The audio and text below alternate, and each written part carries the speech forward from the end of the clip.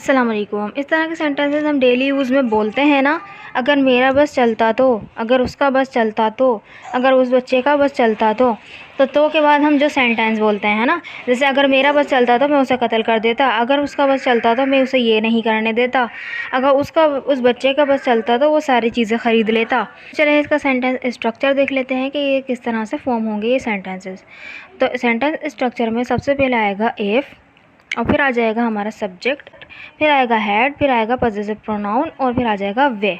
ठीक है, जैसे सब्जेक्ट अगर मेरा बस चलता तो यहाँ पे मुझे पता चल गया मैं हूँ। ठीक है, यहाँ पे सब्जेक्ट तो आई आएगा, पजेसिव प्रोनाउन में भी आई का ही पजेसिव प्रोनाउन आएगा। जैसे कि आई है तो माय आ जाएगा, अगर ही है सब्जेक्ट में तो हिज आ जाएगा, और अगर सब्जेक्ट में शी है तो हर आ जाएगा, और अगर दे है तो देयर आ जाएगा, अगर यू है तो योर आ जाएगा। जैसे कि अगर मेरा बस चलता तो if I had my way, अगर उसका बस चलता तो इफ़ ही हैड हिज वे, अगर उसका बस चलता, हम लड़की के बारे में बोल रहे हैं, if she had his her way, है ना।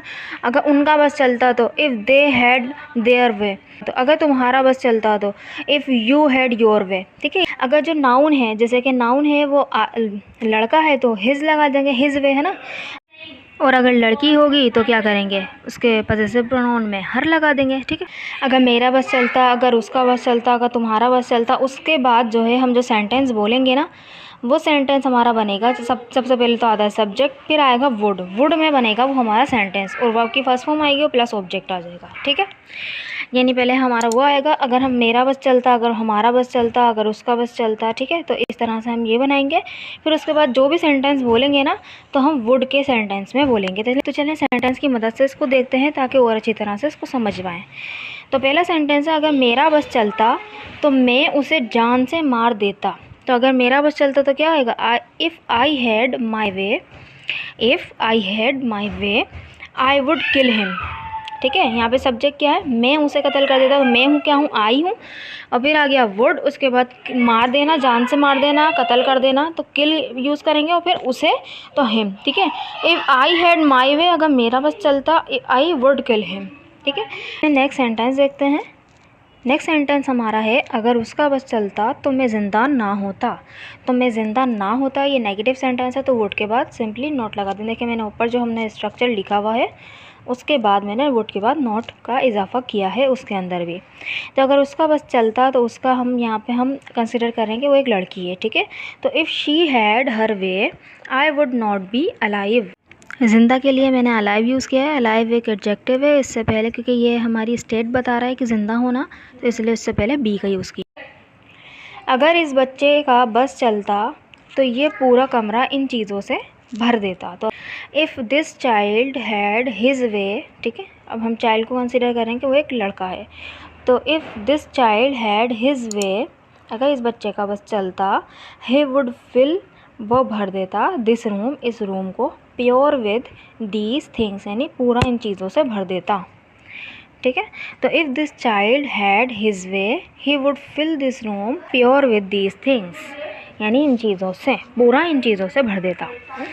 नेक्स्ट सेंटेंस देखते हैं। नेक्स्ट सेंटेंस क्या है, अगर फ़ारूक का बस चलता तो वो तुम्हें ये ना करने देता।